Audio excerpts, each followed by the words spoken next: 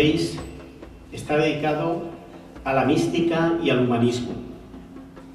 Y por supuesto gira en torno al libro El corazón de la mística, que es el que estáis viendo aquí, del cual es autor Juan Espinosa Antón,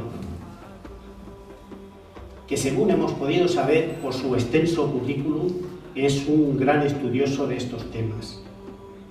Juan entró en contacto con el siloísmo y su movimiento social Nuevo Humanismo Universalista en el año 1982. A partir del 2001, entusiasmado por estos temas, empieza a estudiar a los místicos de diferentes culturas, especialmente a los españoles del siglo XV y XVI. En el año 2002 se une a la nueva corriente del mensaje de Silo y en el 2004 lo hace igualmente a la Fundación Pangea y a la ONG Ciudadanos del Mundo, de la que es actualmente presidente.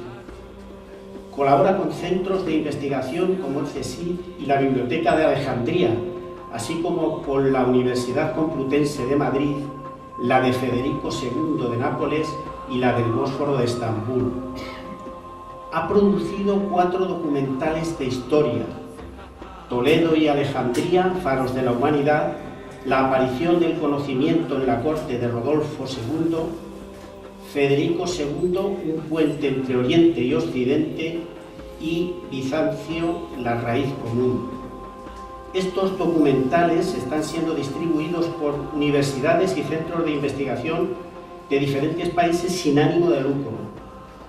Por supuesto, él ha participado como ponente en todas ellas, así como en el aula magna de la Facultad de Filosofía de Madrid, en el Paraninfo de la Universidad de Sevilla y un sinfín de centros culturales y científicos. Ha participado como ponente en el Simposio Internacional La Ética en el Conocimiento, en Punta Vaca de Argentina, y en la Universidad de Santiago de Chile. En octubre del año pasado participó en el tercer Simposio Internacional, Un nuevo humanismo para una nueva civilización, que se organizó en Atigliano de Italia, en el Centro Mundial de Estudios Humanistas. Como estudioso de la mística, ha producido monografías de Teresa de Jesús, de Juan de la Cruz, Ignacio de Loyola, así como de místicos europeos, árabes y japoneses. Todos estos estudios se recogen precisamente en este libro titulado El corazón de la mística, que Juan nos va a presentar esta noche. Bueno, y ya nada más por mi parte, solo decir pues eso, que en estos tiempos que corren, en los que adoramos, defendemos a políticos, a líderes, a caudillos, que llevan sobre sus espaldas actuaciones oscuras, interesados negocios para su enriquecimiento personal y perjuicios y perjudiciales para la humanidad, y en muchos casos hasta muerte y destrucción, pues yo pienso que debemos un poco volver los ojos hacia aquellos que dieron su vida tan solo por amor a los demás, defendiendo con pasión y tomando ejemplo de aquel al que adoraban, que les decía: amaros los unos a los otros como yo os he amado. Hoy, en este perdido humanismo, pienso yo, hasta la palabra amor la encontramos cursi y desfasada, y así nos va. Termino con unas frases de Unamuno cuando nos habla de los místicos y nos dice que los místicos castellanos glosan y ponderan de 1000 modos el conócete a ti mismo. Hace poco hemos hablado sobre ese tema de conócete a ti mismo. Y también nos recuerda a San Agustín cuando dice: conózcame, Señor, a mí, y conocerte he a ti. Muchas gracias. ¿Y ustedes? Bueno.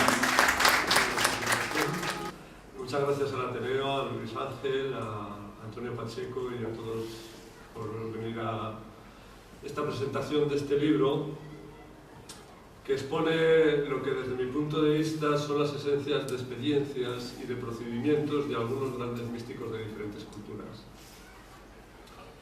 Y este libro es parte de un estudio más amplio que intenta rescatar y presentar a las grandes figuras espirituales de todas las culturas. No se trata de un estudio comparativo entre estos místicos, se trata simplemente de destilar lo sustancial de ellos y presentarlos uno al lado de otros. Ya la gente sacará sus conclusiones. El libro consta de 6 breves estudios sobre las experiencias espirituales y los procedimientos de estos místicos, que son Teresa de Jesús, Juan de la Cruz, Ignacio de Loyola, esto seguro que ustedes lo conocen bien. Luego viene Dogen, japonés, del 1200. Seguramente para ellos es el místico más importante de su país, un país, por cierto, que tiene una gran efervescencia mística muy a considerar. El quinto es Ibn Arabi, es un poco más conocido, es murciano, es islámico, es sufí, también del 1200. Para el mundo sufí e islámico es el gran maestro, ellos le llaman el gran maestro, así que es uno de los grandes místicos de esta cultura. Y el sexto es Miguel de Molinos. Este es aragonés, muy poco conocido. Escribió y vivió en Roma un gran libro de mística. Para mí es uno de los mejores libros de mística que he leído, que se titula Guía Espiritual. Yo se lo recomiendo porque habla de la mística de una manera muy sencilla y muy directa. A final de 1600 tuvo la mala suerte de que la historia la ha tratado muy mal, por eso no es conocido. Fue condenado por la Inquisición a cadena perpetua y después de 9 años de cárcel murió allí. Sus libros fueron prohibidos y por eso no es conocido. Ahora, gracias a varios estudiosos de hace unos 25 o 30 años, sus libros se han recuperado y ya están en circulación. Además, el libro contiene una conferencia, como bien ha explicado, titulada Los mitos en tiempos de derrumbe social, que si bien no trata centralmente el mismo tema, sí lo aborda de refilón en un aspecto más social, a saber, el de las creencias y los mitos que se mueven en momentos históricos de grandes crisis como en el que estamos entrando. Esta exposición se presentó en el tercer simposio mundial convocado por el Centro Mundial de Estudios Humanistas y que tuvo lugar en el Parque Atigliano, cerca de Roma, bajo el título Un nuevo humanismo para una nueva civilización, a principios de noviembre del 2012. Bien, ¿y por qué aparecen estos místicos y no otros? Inicié el estudio empezando por los de mi contexto cultural. Por eso el libro está excesivamente balanceado a Occidente. Pero la investigación continúa en otras áreas y quizás se concrete un segundo volumen centrado en otras culturas. Hasta aquí parece que el libro no presenta nada novedoso, pero lo que creo que es digno de destacar es el punto de vista que se aplica al tema. No estamos hablando de estudios teológicos, ni analítico-teóricos, ni estudios intelectuales. Desde luego que en el libro hay reflexiones, ¿sí?, y análisis de las experiencias que relatan los espirituales, pero el punto de vista es el de un practicante de la espiritualidad que intenta comprender a otros practicantes desde su propia experiencia personal y desde un esquema general de la comprensión del psiquismo dada por Silo en su libro Apuntes de Psicología. Silo en este libro presenta un esquema sencillo y nuevo sobre el funcionamiento de la conciencia humana, que ya está siendo valorado por las nuevas corrientes psicológicas que empiezan a considerar a lo existencial como la base para entender la estructura de nuestra mente. Y esto es una novedad en psicología. Hasta hace 25 o 30 años lo existencial no se consideraba para analizar el psiquismo humano.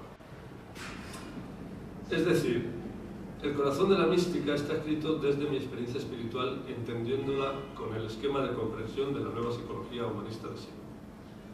Desde luego que no caigo en la desproporción de intentar compararme con nadie, simplemente presento las experiencias de ellos a la luz de mis propias experiencias. Y claramente reconozco el enorme desnivel que hay con ellos, eso no hay duda. Pero al presentarlo así, ustedes van a ver al leerlo que se facilita mucho la comprensión y se hace más familiar, más cercano a las experiencias de ellos. Uno de los puntos importantes que hay que aclarar es de qué estamos hablando cuando mencionamos la experiencia mística o espiritual. Pero antes de intentar aclarar esto, tenemos que hacer una pequeña precisión. Seguramente casi todos los presentes entienden la mística como dentro de las religiones o como parte de las religiones. Es una forma de entenderlo, en cierto modo, cristiana occidental. Pero me parece que esto no es del todo así. Más aún podemos afirmar, aunque suene un poco fuerte, que la mística es independiente de la religión. No solo eso, sino que es previa y posterior a las religiones. Ustedes saben bien que el budismo no es una religión, ya que no tiene dioses, no tiene templos, no tiene ritos o ceremoniales, bueno, en algunas ramas del budismo sí, y no tiene una jerarquía sacerdotal. Así que realmente el budismo, en su origen, no es una religión, pero su capacidad para producir experiencias trascendentes no tiene nada que envidiar a otras formas de otras culturas. Otro ejemplo muy importante es el chamanismo, que ahora está reverdeciendo en todo el planeta. También tiene sus procedimientos y sus experiencias con los sagrados. Desde luego, lo místico ha estado bajo el paraguas de las grandes religiones, pero también ha estado fuera de ellas. Lo espiritual o lo místico está en la esencia del ser humano. Y cuando volvemos sobre nosotros mismos, cuando conectamos con nuestra profundidad, estamos abriendo la puerta a las grandes inspiraciones de la vida, a las grandes experiencias, a las grandes verdades que reconocemos nos hacen felices y libres. Entonces, ¿qué es la mística? ¿De qué estamos hablando? Para empezar a perfilar el tema, vamos a leer cómo lo define Miguel de Molinos, uno de los grandes místicos, aunque maltratado por la historia. Así empieza su libro Guía Espiritual. Él dice: la ciencia mística no es ingenua, sino de experiencia. No es inventada, sino probada. No leída, sino recibida. Y así es segurísima y eficaz, de grande ayuda y colmado fruto. No entra la ciencia mística en el alma por los oídos, ni por la continua lección de los libros, sino por la liberal infusión del Divino Espíritu, cuya gracia se comunica con regaladísima intimidad a los sencillos y pequeños. No es esa ciencia de teórica, sino de práctica, en donde sobrepuja con grandísima ventaja la experiencia a la más avisada y experta especulativa. Entonces, la mística es experiencia, y no análisis, ni teología, ni razonamiento, ni especulación. Es esa particular experiencia que de alguna manera supera los mecanismos de la conciencia habitual para toparse con otras realidades. Y esas otras realidades han sido relatadas con cierta dificultad por infinidades espirituales de todas las culturas y de todos los tiempos. Los nombres para llamar a esto son muchos. Nirvana en el budismo, Samadhi en el Zen, iluminación, Fana en el sufismo, fusión con Dios en la mística europea, la vacuidad, lo inefable, la experiencia de lo eterno, en el gran silencio, la revelación, el despertar del Dios interior y un largo etcétera. Ahora que se está resquebrajando el manto de racionalismo que ha cubierto nuestra cultura, ahora que caen los valores y las creencias, ahora empieza de nuevo a ser creíble que la experiencia espiritual sagrada y profunda puede estar accesible a cualquiera, que la busque con verdad y sin contradicción. Esto, según van pasando los años, lo creo con más fuerza, viendo cómo lo espiritual se está despertando de diversas y a veces difusas y confusas formas. Así que este libro tiene la intención de acercar al lector las experiencias de otros, ponerlas en primer plano para que crezca la creencia de que se pueden tener experiencias trascendentes y que realmente son esas experiencias las que dan sentido a la vida y a todo lo existente. Pero volviendo a la experiencia, ¿realmente de qué experiencia estamos hablando? Esto es lo difícil de explicar. Explicar esto es realmente difícil. Porque si no se han tenido estas experiencias, no se entienden. Pongamos un ejemplo que se utiliza frecuentemente para explicar esto. Imagínense ustedes que no conocen un sabor o que no conocen un color. Entonces yo les hablo de un color que no conocen. Y ustedes no saben de qué color les hablo hasta que les diga que es parecido al azul, pero un poco más claro. Entonces, ya todo el mundo sabe de qué estoy hablando. Pero si ahora se lo quieren explicar a un ciego de nacimiento, eso es imposible.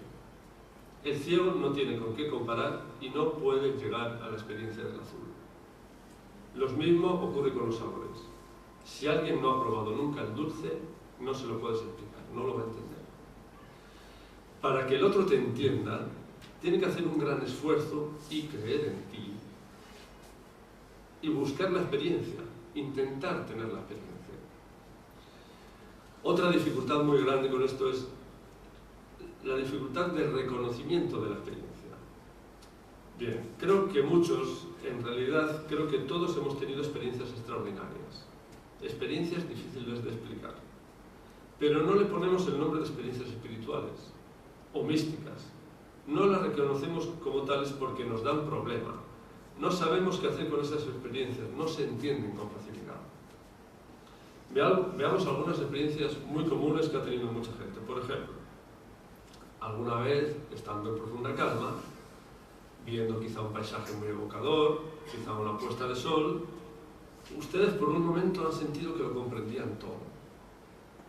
Por un instante sintieron una gran comprensión y luego súbitamente la experiencia pasó, pero les dejó una señal muy positiva a ustedes. Otra muy parecida, pero con una variante, es que en lugar de tener una gran comprensión, en un momento dado se han sentido en comunión con todo lo existente. Por un momento se sintieron en perfecta comunicación y comunión con el mundo. Luego la experiencia se desvaneció. Otra más. Muchos recordamos nuestros sueños. Tenemos a veces muchos sueños. Bueno, hay un tipo de sueño que tiene más bien tiene que ver con los asuntos de la vida cotidiana. Son sueños que saben a los asuntos cotidianos. Pero hay otros sueños que vienen de otro lado, que tienen un sabor un poco extraordinario. Hablan como de otra realidad. Cuando uno se despierta con un sueño así, siente que algo diferente le ha pasado. Bien, estos son algunos ejemplos. En nuestra vida cotidiana, cuando tenemos este tipo de experiencias, no sabemos qué hacer con estas experiencias, porque rompen nuestra visión habitual de las cosas y porque además no se puede hablar de ellas porque crea problemas hablar de ellas. Pero ahora, poco a poco, se empieza a hablar de estas cosas y de otras experiencias más impactantes que la gente está teniendo. Bueno, estas experiencias abren a un mundo de enormes posibilidades, a un mundo de realidades por las que los seres humanos hemos navegado en el pasado y por el que volveremos a transitar en el futuro porque de nuevo lo místico se está despertando. Se está acercando un momento de efervescencia espiritual, como ya lo hubo en el pasado, y eso va a ser muy bueno para todos. ¿Y para qué una persona debería buscar estas experiencias? Bueno, si la vida le va bien, si se siente satisfecho con su vida, si no tiene ninguna inquietud acerca de los temas importantes de la vida, que para mí son el amor, el sentido de la vida, qué pasa con la muerte, por qué no conseguimos ser felices, cómo se supera el sufrimiento. Entonces, para esa persona que le va bien, claramente no hay sentido en la búsqueda de estas experiencias. Pero aquellos que sentimos una insatisfacción acerca de lo que nos ofrece el mundo, una necesidad de respuestas a lo importante, nos vemos empujados a buscar una experiencia que lo ilumine todo. Y como vemos en los místicos de este libro, esta experiencia es posible y hasta cercana, me atrevería a decir. Bien, veamos cómo Teresa de Jesús nos relata una experiencia de éxtasis con la luz. Sí, ella dice: no es resplandor que deslumbre, sino una blancura suave y el resplandor infuso, que da deleite grandísimo a la vista y no la cansa, ni la claridad que se ve para esta hermosura tan divina. Es una luz tan diferente de la de acá, que parece una cosa tan deslustrada la claridad del sol que vemos, en comparación con aquella claridad y luz que se representa a la vista, que no se querrían abrir los ojos después de verla. Es luz que no tiene noche, sino que, como siempre es luz, no la turba nada. En fin, es de suerte que, por gran entendimiento que una persona tuviese, en todos los días de su vida podría imaginar cómo es. Así que ya ve que es muy difícil que la gente se imagine cómo es si no ha tenido la experiencia. Como vemos, tiene dificultades para explicarle, y aunque sigue explicando y luego pone ejemplos, choca con esa dificultad. Y realmente nos cuesta entenderla si no hemos tenido esa experiencia con la luz esa. Hablemos ahora brevemente de los métodos para acceder a lo profundo, a lo sagrado. Procedimientos hay muchos, pero hablaremos de algunos que, además de estar claramente confirmados, tienen como virtud que el practicante no pierde el control de las operaciones. Esta pérdida de control, como ocurre con el consumo de drogas, el trance de los mediums y algunas prácticas de macumba, por ejemplo, es importante evitarla, ya que llena de confusión y desestructuración el mundo interno. Es importante y responsable decir esto. ¿Hacia dónde vamos? ¿Hacia la luz? ¿Hacia la comprensión? ¿O hacia la confusión, lo descontrolado, lo crepuscular? Creo que es importante reflexionar sobre eso. Sintetizando, podríamos hablar de las siguientes vías de experimentación. El trabajo con la energía psicofísica, utilizada, por ejemplo, en el yoga o en el budismo tántrico. La vía alegórica, muy propia del cristianismo y explicada más extensamente en el escrito que el libro tiene sobre Ignacio de Loyola. Ahí se hace una explicación de la vía alegórica. La meditación, conocida como meditación trascendental, cuyo máximo exponente es el budismo. El trabajo con la representación de las formas que inició el pitagorismo. La vía devocional, cuyos ejemplos más conocidos son la oración del corazón del cristianismo ortodoxo y el dhikr del sufismo islámico, con su amplio abanico de prácticas que conducen al iniciado en un camino para toda la vida.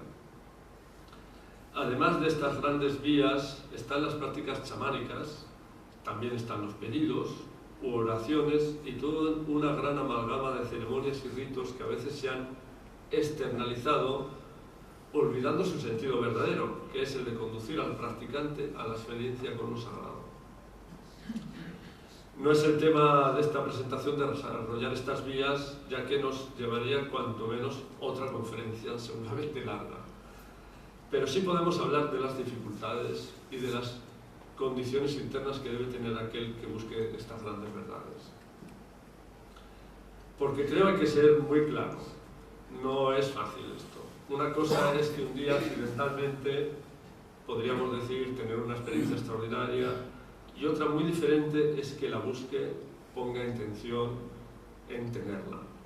Llegar a esta experiencia no va a ser fácil y esta dificultad pondrá al practicante en situación real de necesidad. Es decir, si no hay una necesidad interior clara, el practicante no tiene fuerza suficiente para superar las dificultades.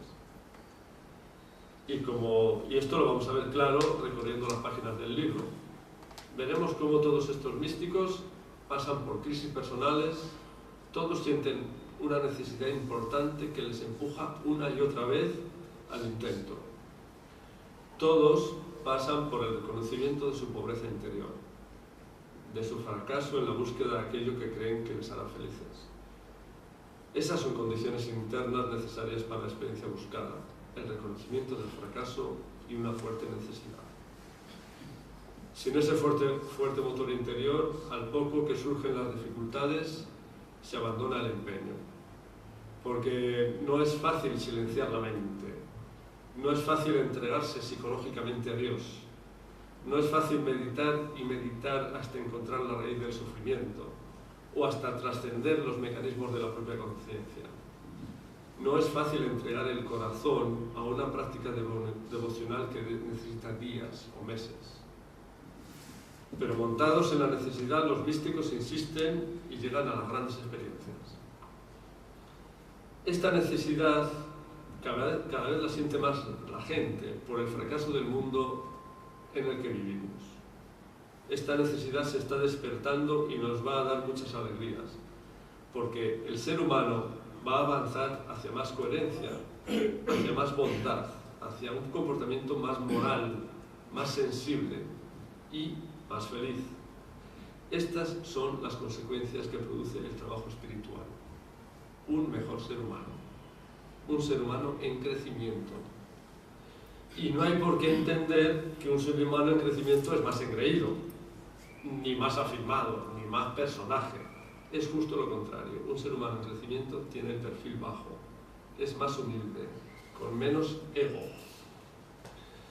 Estas son las consecuencias que hemos encontrado al estudiar a los místicos y que también hemos experimentado personalmente.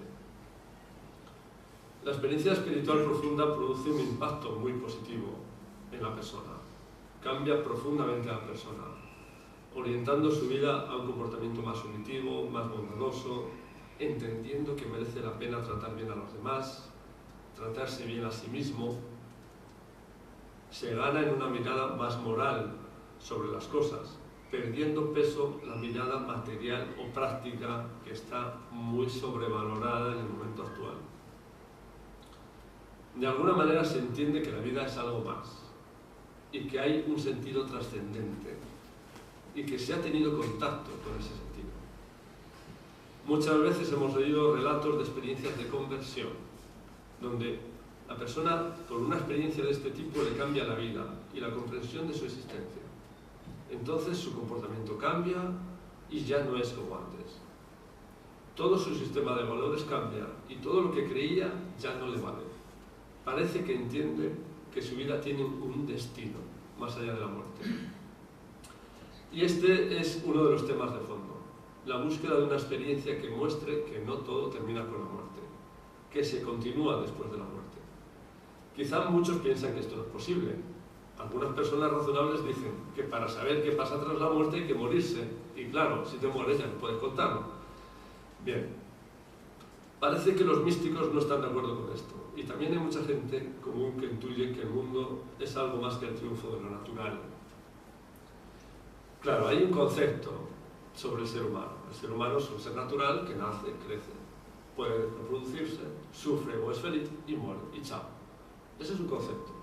Otro concepto dice, sí, el ser humano tiene una parte natural que le pasa todo eso, pero también tiene una parte espiritual, que según sea el comportamiento que uno tiene, más bondadoso o menos bondadoso, un comportamiento donde trata a los demás como le gustaría que le tratasen a él, donde piensa, siente y actúa de una manera coherente. Si una persona tiene ese tipo de comportamiento, va alimentando su parte espiritual, y quizá esa parte espiritual es la que continúa más allá de la muerte. Ese es otro concepto, y ese es el concepto que tienen los místicos. Sin ese concepto la mística y lo espiritual no tiene sentido. Entonces, sobre este tema, leamos un pequeño poema de Dogen, el místico japonés, que escribió justo en el momento en que se estaba muriendo. Durante 50 años busqué iluminar el gran asunto de la vida y la muerte, sobrepasando obstáculos y dudas, con esfuerzo. Ahora, todavía vivo, sin pretensiones ni deseos, entro en el paranirvana. Seguro que además muchos de ustedes conocen y les viene a la memoria el conocido poema escrito a medias entre Teresa de Jesús y Juan de la Cruz, Vivo sin vivir en mí. En ese poema se ve cómo ellos no temen a la muerte. Por mi experiencia personal, no puedo decir tanto como que no temo a la muerte.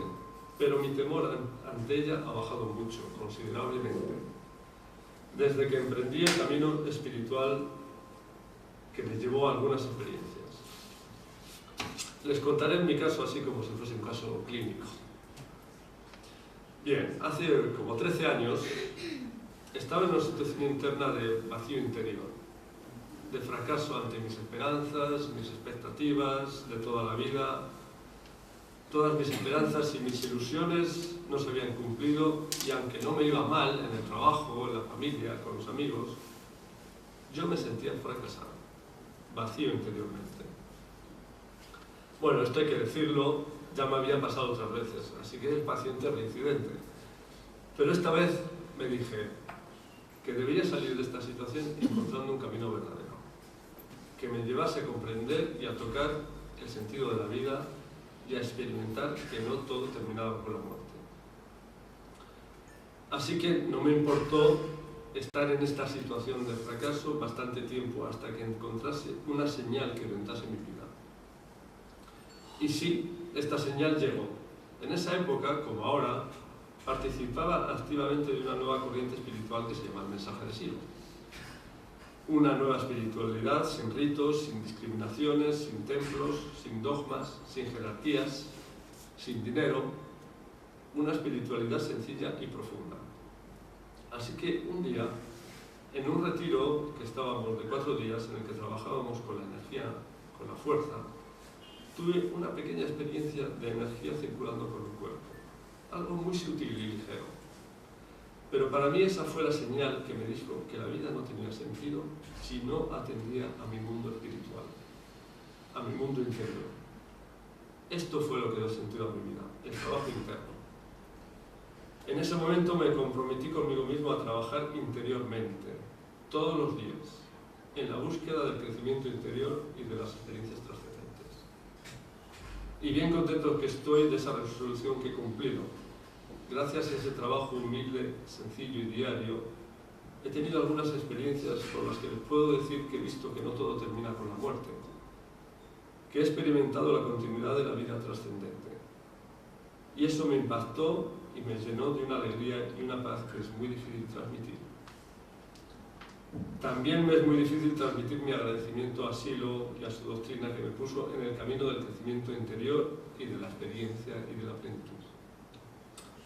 Finalmente, para terminar, quisiera transmitirles mi creencia de que este tipo de experiencias y este camino está a la mano de cualquier ser humano, que con honestidad las busque, como dice Dogen, como que busque la verdad del gran asunto de la vida y de la muerte. Bueno, nada más. Muchas gracias.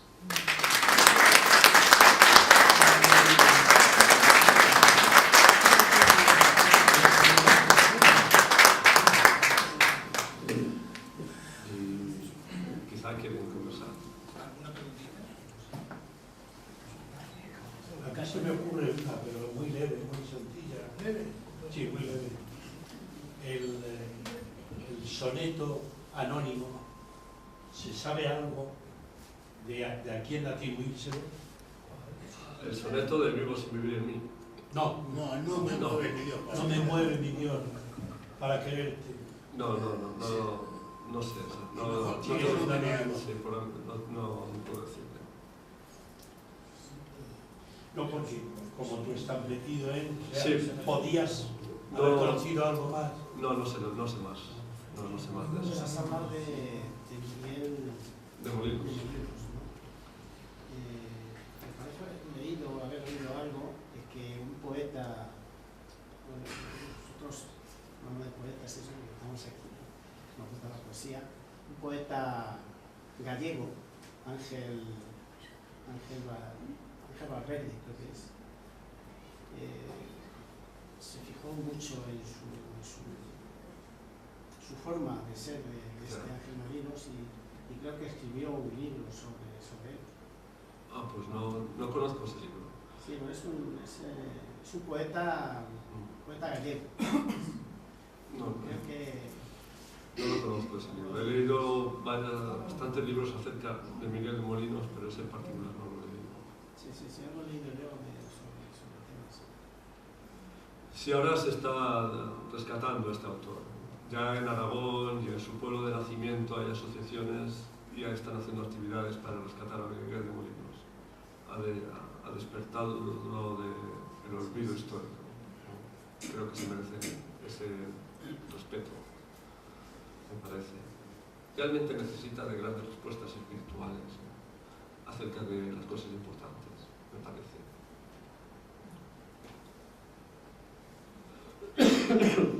¿Nos podrías hablar un poco de las traducciones, de la experiencia de contacto con lo profundo? Sí, podríamos hablar un poco de eso, porque es un tema que crea mucho lío. Sí. Normalmente cuando una persona tiene una experiencia espiritual profunda, la entiende, sí, la entiende desde su paisaje cultural. Entonces, si esa persona tiene una experiencia espiritual profunda, en Europa va a empezar a hablar de Dios y de que ha tenido un contacto con Dios, etc., ¿no? Pero si entonces entiende y comprende la expresión así, la experiencia. Pero si a esa persona le pasa lo mismo, literalmente lo mismo, y es un budista, no va a hablar de Dios, va a hablar de que ha entrado en el nirvana y que se ha suspendido su actividad mental y ha entrado en el nirvana. Y si esa misma experiencia la tiene un sufí islámico, va a hablar del faná, que para ellos es la desaparición del yo y la fusión con Alá. ¿Sí? Entonces, a veces crea mucho conflicto porque hay cierto, digamos, nacionalismo con esto de si las cosas son así, ¿no? Es que las cosas son así en esa área cultural, pero en otra área cultural son de otra manera y de otra manera. Y cuando las personas acceden a lo profundo están tocando las teclas muy parecidas, lo que pasa es que su comprensión cultural hace que eso se traduzca de una manera o de otra. Entonces no se puede hablar de una verdad absoluta, las cosas son, ¿no? El contexto cultural marca cómo se entiende lo que pasó. Ahora van a llegar nuevas comprensiones porque la mezcla de culturas, y ahora por ejemplo hay grupos budistas en Madrid que conozco, también hay grupos sufís en España, entonces esta globalización está haciendo que todo se mezcle y eso va a dar nuevos sistemas de comprensión a la experiencia espiritual, porque en la mezcla luego pasan cosas interesantes, ¿no? Con eso. Otra cosa que se ha tocado de refilón y creo que es importante hablar es que en un momento dado se dice que ha habido momentos en la historia de grande efervescencia espiritual. Por ejemplo, en el siglo XV, XVI, XVII hay místicos por doquier. Aparece Teresa de Jesús, Juan de la Cruz, Ignacio de Loyola, Pedro de Alcántara, Francisco de Osuna, Fray Luis de León, Fray Luis de Granada. Bueno, es en España, pero si investigas, en Francia, en Alemania, en Italia, es una cosa impresionante. Durante unos pocos siglos, decenas y decenas de gente escribe libros de mística. ¿Y de dónde sale eso? ¿Cómo puede ser ese fenómeno? ¿No? Bueno, es que los historiadores no lo han contado bien. Es que la gente hablaba de esto. Es que había cientos y miles de personas practicando esto. Es que la gente, los temas de conversación en las cocinas de las casas eran, pues, el descubrimiento de América, la expulsión de los moriscos y las experiencias espirituales. Y la gente hablaba de esto porque no había fútbol. Y no había otras cosas. Y la gente hablaba de esto y la gente lo practicaba. Y hubo en un momento dado, en la historia del Occidente, la Inquisición tuvo un serio problema porque no daba abasto para controlar el fenómeno. Las actas de las Inquisiciones son una cosa muy importante porque están guardadas. Claro, la Inquisición no es algo muy interesante, pero gracias a sus actas sabemos cómo pasaron las cosas. Y realmente no daban abasto para controlar tantos practicantes de tantos grupos diversos. Y era un fenómeno muy extraordinario porque en esos grupos tan diversos había de todo y la gente se mezclaba sin clases. Es decir, en un grupo de gente un poco herético, que podrían ser los alumbrados, que luego fueron prohibidos y luego fueron perseguidos, en esos grupos estaban los siervos, los señores, los campesinos, los militares, todos juntos practicando y hablando entre ellos. Es una cosa muy interesante. Bueno, este fenómeno de efervescencia espiritual que duró unos pocos siglos en Europa ha pasado más veces. Otro momento muy interesante es en 1200 en Japón. Bueno, hay una efervescencia espiritual, Dogen es un fenómeno, pero ahí te pones a investigar y hay muchos místicos y mucha gente practicante y cientos de monjes. Así que estas cosas de que lo espiritual se impone en el tema social han pasado bastantes veces. Yo he encontrado por lo menos 5 grandes momentos históricos donde lo espiritual se pone en lo social y la gente se pone a practicar y la gente se pone a tener experiencias y la gente habla de ello, y luego en ese caldo de cultivo aparecen grandes monstruos como Ignacio de Loyola, Teresa de Jesús, etc. Así se explican esos monstruos, no salen de la nada. Sale de que hay cientos, miles de personas practicando, y entonces algunos entienden más o son más devotos o ponen más fuerza y aparecen monstruos que luego iluminan la vida de todos los demás, ¿no? ¿Tú crees que ahora existe ese caldo de cultivo, como has dicho, para que empiece esto otra vez a resurgir? Eso se está calentando. Ese caldo de cultivo se está empezando a calentar. Y veamos algunas cosas. Por ejemplo, hace 20 años, 25 años, ¿quién practicaba yoga? ¿Quién practicaba cualquier cosa? Nadie. ¿Y ahora cuántos? Miras a tu alrededor, tu vecino está practicando yoga, tu hermano se va a clases de Reiki, el otro se va a no sé qué cosa. Yo me voy al retiro con los zen que he conocido. ¿Y qué está pasando? Y se murió Franco. Está pasando que algo se está moviendo, pero esto no solo pasa en España. Está un viaje a Milán y resulta que está pasando lo mismo. Es decir, es una cosa un poco difusa, es una cosa un poco confusa, mezclada, puede ser un poco de moda, pero ¿y si no es una moda? ¿Y si después de esto viene una oleada más fuerte y otra más fuerte, donde la gente empiece a profundizar en eso? Eso quería yo preguntarte, ¿qué circunstancias, a través de esas etapas que dices haber estudiado, qué circunstancias se dieron especiales para Hay que estudiar que más. esto floreciera, claro? Yo necesito estudiar más Porque eso. si, por ejemplo, ahora mismo estamos viviendo una época materialista, Claro. nunca mejor dicho, es la antítesis de, Sí, cierto. de la espiritualidad. Eso es cierto, pero esa etapa materialista que estamos viviendo está empezando a hacer aguas. Está empezando a hacer aguas y la gente está empezando a buscar otros valores. Si no, la gente no se iría al yoga, a Reiki o a otras cosas, ¿no? Es decir, ese mundo materialista y racionalista está empezando a entrar en crisis. La gente está empezando a preguntarse que quizá haya otras cosas en la vida. Y eso va a ser lo que alimente las otras búsquedas espirituales. Es decir, si el mundo materialista va perfecto y el racionalismo va perfecto, no hay nada que preocuparse. Todo va bien, pero cuando las cosas empieza a haber terremotos sociales y las cosas van mal, la gente empieza a decir, quizás hemos montado un mundo excesivamente superficial, excesivamente materialista, y no nos va tan bien porque el mundo es así. No porque nos estén robando, que también nos están robando, pero no es por eso. El mundo va mal porque es excesivamente materialista, y si hubiésemos montado un mundo un poco más espiritual, quizá nos iría un poco mejor. Yo creo realmente que es así, que nos iría mejor y nos va a ir bastante mejor cuando haya más valores espirituales y muy diversos, no monolíticos, sino muy diversos.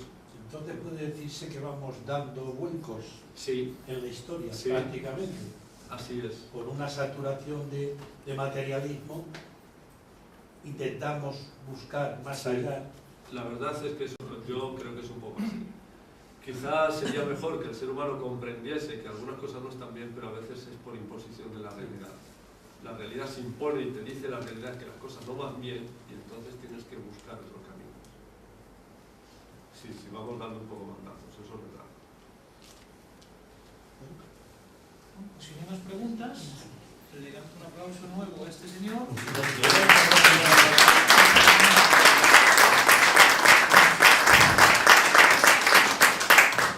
Le hacemos un pequeño obsequio, bueno, dos pequeños obsequios.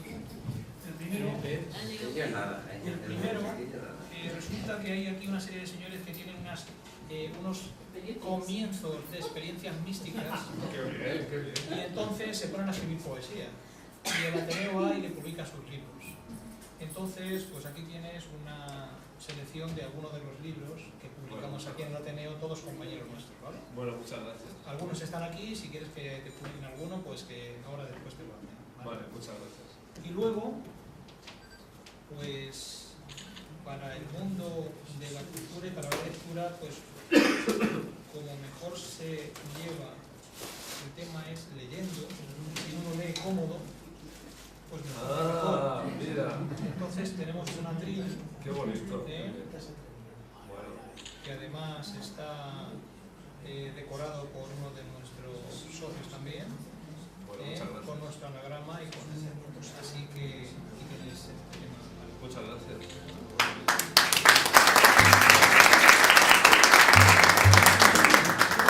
Bueno, y a vosotros muchas gracias por haber venido y nada, hasta la próxima. Ahora yo, si queréis, os invito a cenar. Vamos a ir a cenar a La Mancha para acompañar a Juan. Por supuesto, yo os invito, pero cada uno paga lo suyo. O sea que, nada más. Sí, se puede conseguir aquí si queréis y también la editorial. Bueno, Antonio quería decir algo. No, quería decir eso, que si alguien quiere el libro... Sí, efectivamente. El libro está aquí por si alguien lo quiere adquirir.